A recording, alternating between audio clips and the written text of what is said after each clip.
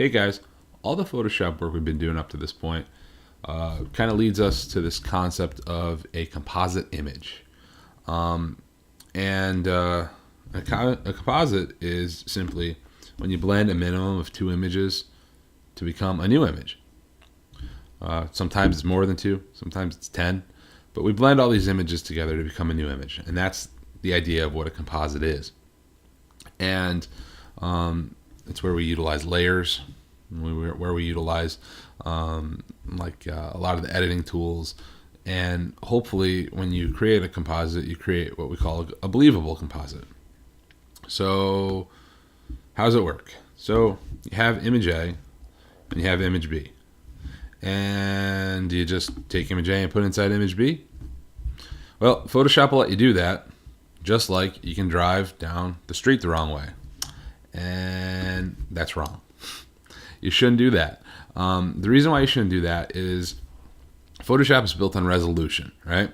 When we make a new document, we go ahead and we set the resolution for that document. We decide on the pixels per inch. And when we look at different documents, they may have different rules in regards to that. They may have different sets of pixels per inch. So one document may have 72 pixels in an inch, and another document may have 300 pixels in an inch.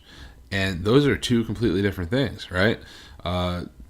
They might both be 10 inches by 10 inches, but the one that has 72 pixels in an inch will look considerably smaller than one that has 300 pixels per inch. So that is not the way to do this. We do not take one image and just slap it into another one and call it a day. Instead, we do this. We have image A and we have image B. We have them both opened up. And then we create a new document, a blank document, where we can control the resolution. We can control the size in general, the inches, how large it is, the width and the height. We can control the color mode. We can control everything. We can control the kind of pixels we have, absolutely everything. And so we'll take image A and we'll bring it over to this new document, and we'll take image B and we'll also bring it over to this new document, and voila, we will have a new image, and we will have a composite image. And that's the way that it should be done. So again, we do not want to do this. That is not what we want to do. We do not want to just take image A and drag it into image B and call it a day. Rather, we want to take image A and image B and create a new image C, okay? A blank document where we can go ahead and essentially decide on the sizes. We can take A and bring it to B and bring it to the new document. We can take B and bring it to the new document, and then essentially we can have a new image. Okay, that is truly how we want to do a composite. The other thing too is here in image A, we want to go ahead and we want to do all the edits first. And in image B, we really want to do all the edits first. So I have this. We'll call our duck image A, right? And in image A, I have a new ducky that's been cut off from the background. I have the scar. I have the scarf, and I have the glasses, and I have my Harry Potter duck. Image B is going to be this. This is an image that I found on like the WB tour or something like that. Probably either in like one of the theme parks, or I think they even had this in like the old studios that they had Hogwarts in. What I'm going to do is I'm going to quickly clean up this image. So double click on the background, call it original image, put the big fat lock on it, and here on layer 1, retouch layer, go ahead and do that. There's a handful of just things that just stand out to me just by looking at it for half a second, like this thing here, like scratched up wood and stuff like that. And I could have edited this before, but I wanted to show you that. How do we take care of something like this that kind of falls in light and shadow? And that is a super simple fix. We're going to go ahead and we're going to clone right from here next to it. It doesn't matter where. We can pick this side or this side. That doesn't matter at all. So we'll go ahead and grab this side, and I'm literally just going to go click and just move down a little bit, and voila, that's fixed, right? And there's probably a bunch of different little things like that. I'll do a couple. I'm not really going to get too crazy about this, about the editing right now, but yeah, I'll do some stuff and clean this up. You don't want to do too much because Hogwarts is supposed to be old and weathered, and but you know, this is somebody's photograph, and you know, we have spots in photographs all the time. So I'm just looking around really quick. I don't see anything on the nose that's sticking out. But like if I wanted to, like, let's say this broken part of that brick right there, if I wanted to click on this part that's not broken, come on down here, I could easily just kind of clean that up, right? So a couple of retouches, nothing crazy, but I got it. So I want to go ahead and create a new document because I've got the duck and I've got this. I don't need this one anymore. This is just so I can explain what a composite was. So anyway, the way we're going to do this is I'm going to say File and New. And the duck and the other document, they're pretty small in relation to pixel size. They're in relation to resolution, they're 72 pixels per inch. They're big documents though. So I probably can increase my resolution.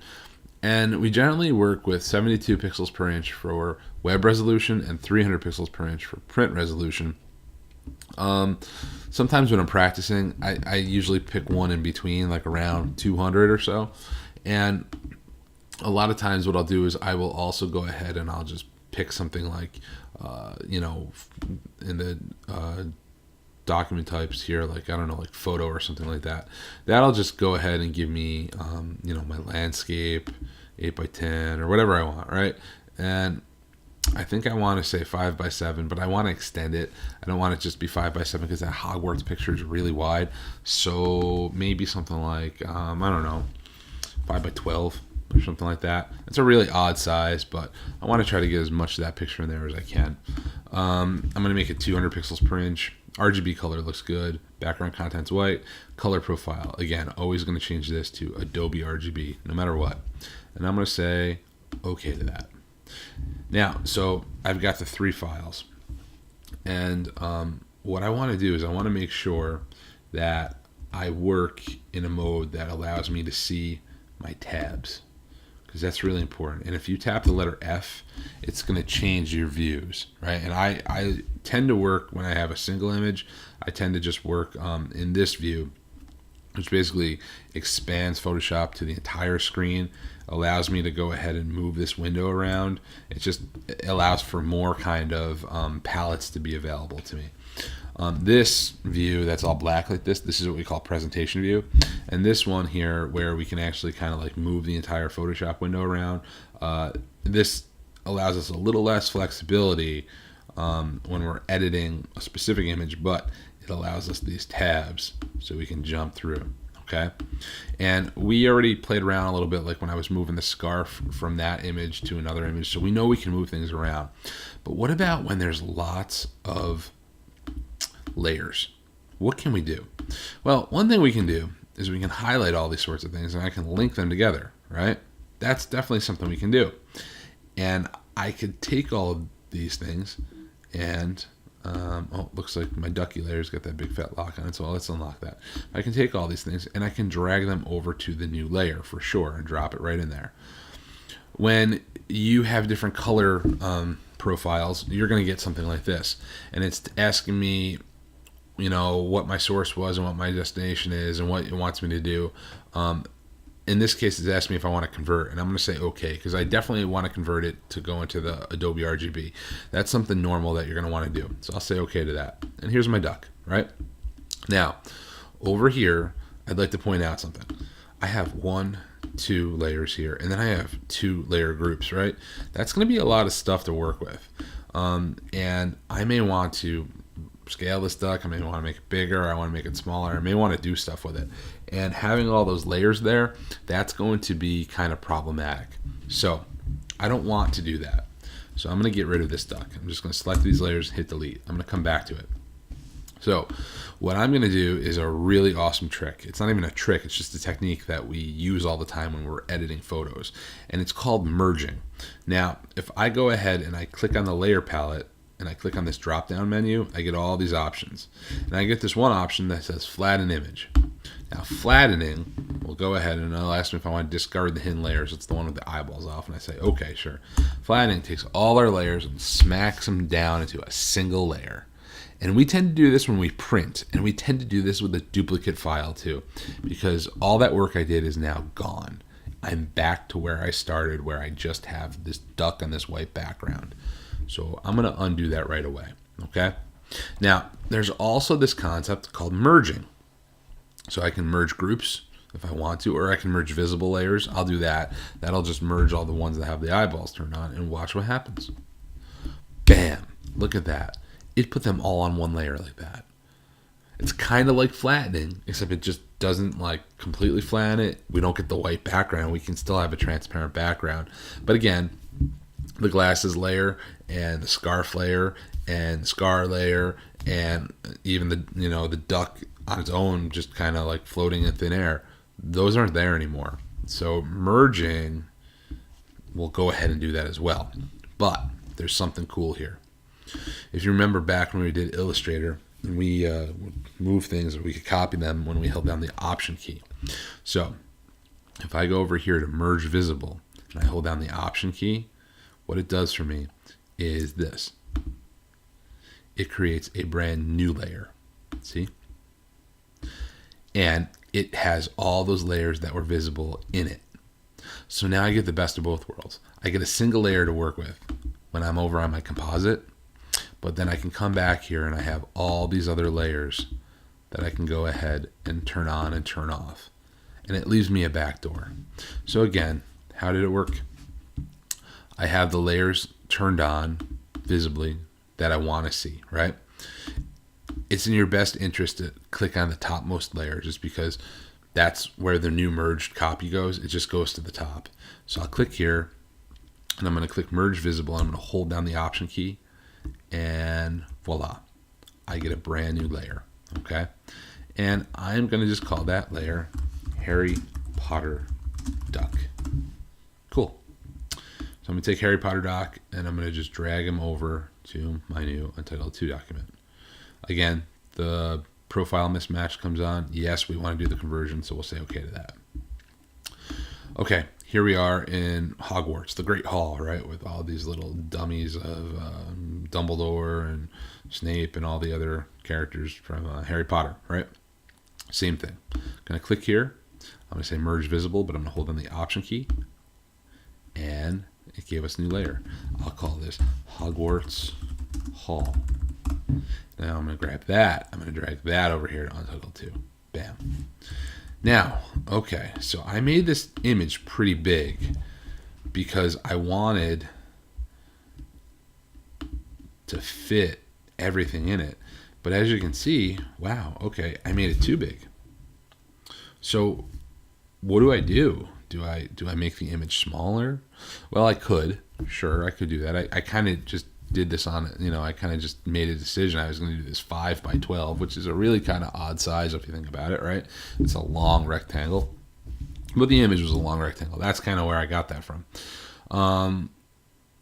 So I could do that. I could also do a couple other things.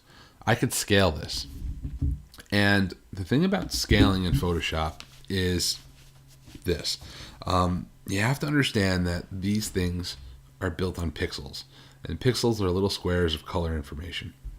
So when we go ahead and we scale and we make something bigger, what we're doing essentially is we are stretching those squares, right?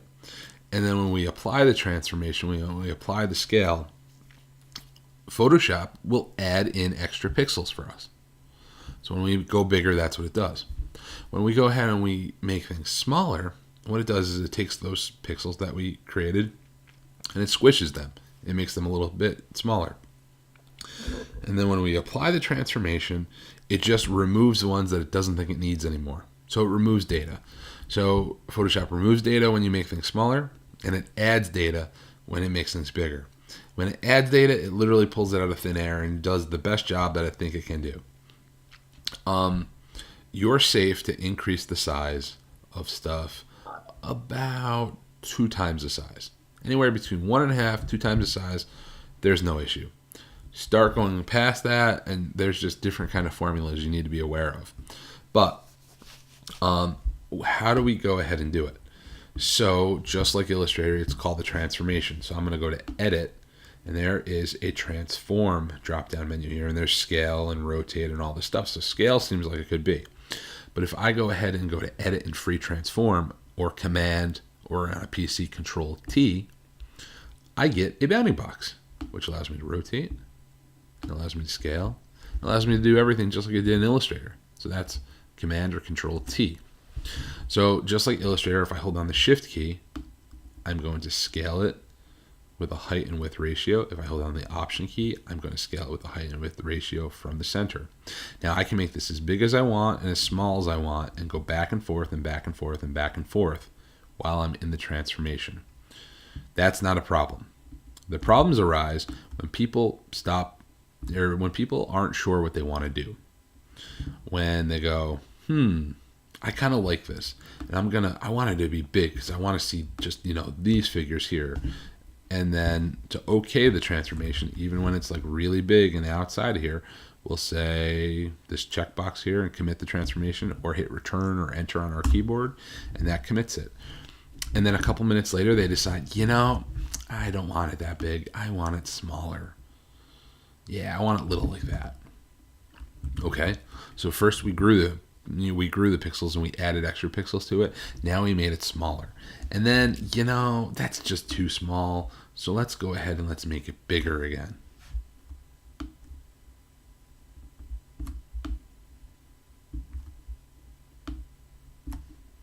Okay. And how does it look? Let's see. It's a little fuzzy. It was kind of fuzzy because it was a JPEG, but it's got fuzzier. It's gotten fuzzier because I've gone ahead and I've added pixels, and then I've shrunk them, and I've removed them, and now I went ahead and I added them again. So let's take this to an extreme, and let's really shrink it. Right? And now let's go ahead and make it bigger. And holy crap, look at that. This is like 8-bit Mario. Do, right? And that's just not good, right? That doesn't look good. Wow, I can't believe it did that. You would think a sophisticated program like Photoshop would do something better. Well, if I hit return, it will attempt to do something better, and it will add those pixels in. But look how fuzzy that is. Now, I wouldn't talk to you about this if I haven't seen this for the past decade. People do this all the time. It's like, when you're moving the couch around in your house and you're like, I think I like it there. No, I want it over here. No, how about we put it over here? Listen, just make a decision because this thing's heavy, right? So the same thing here. We got to just make decisions, and we got to be okay with our decisions. So I believe this is where I brought it in. So my decision is going to be this. I'm going to turn the Harry Potter duck off for a minute, and I'm just going to worry about the Hogwarts Hall layer. And I'm going to make it bigger, and I'm going to fill the screen, okay? And to do that, I'm going to have to crop. That means I'm going to have to cut things off that don't quite fit.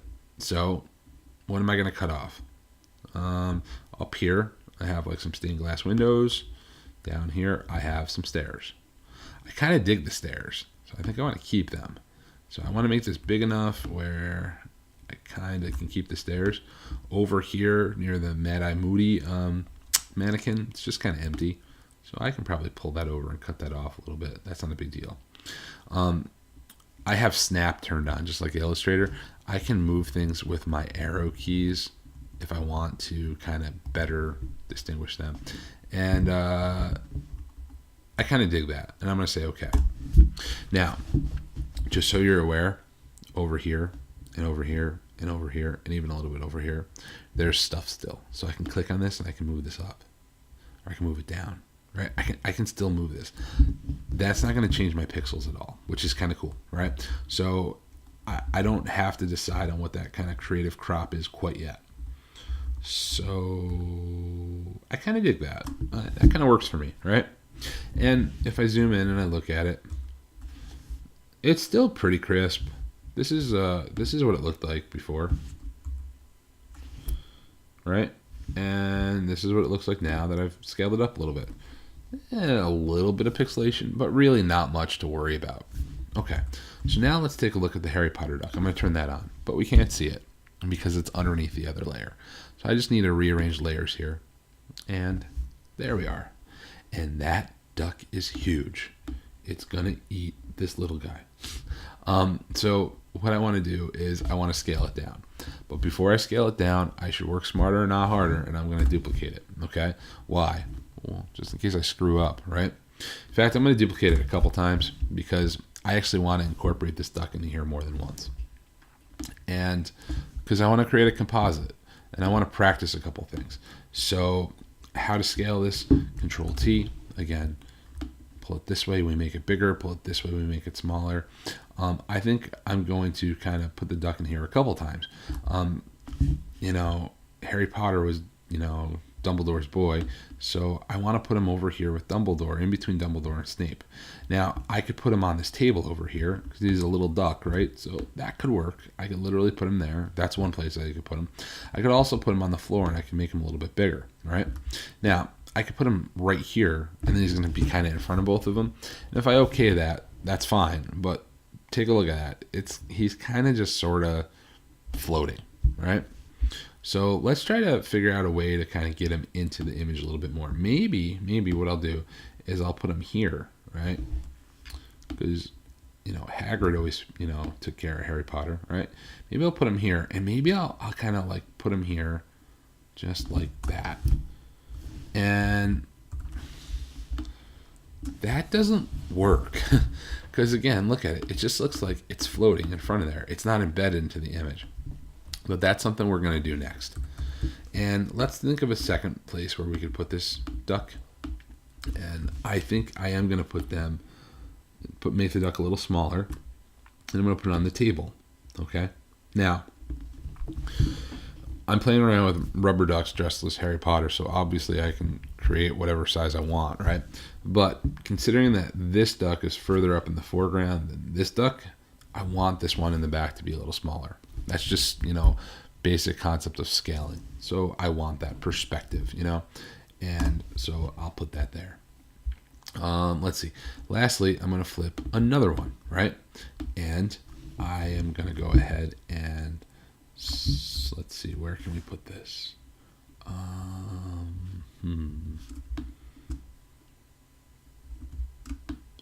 How about we put this third duck how about we really hide it in the document? We're already going to have one that's kind of hanging out with Hagrid. And what if we have another one that kind of looks like it's sticking its head out from behind this gold chair back there? So it's going to be really small. Okay? I'm going to kind of turn it so it kind of is just being hello, right? So we'll put that there. So he's going to stick its head out a little bit. Now, how do we do this? How do we make it look real? Because right now, it doesn't look real. And that's what the next video is for. Thank you.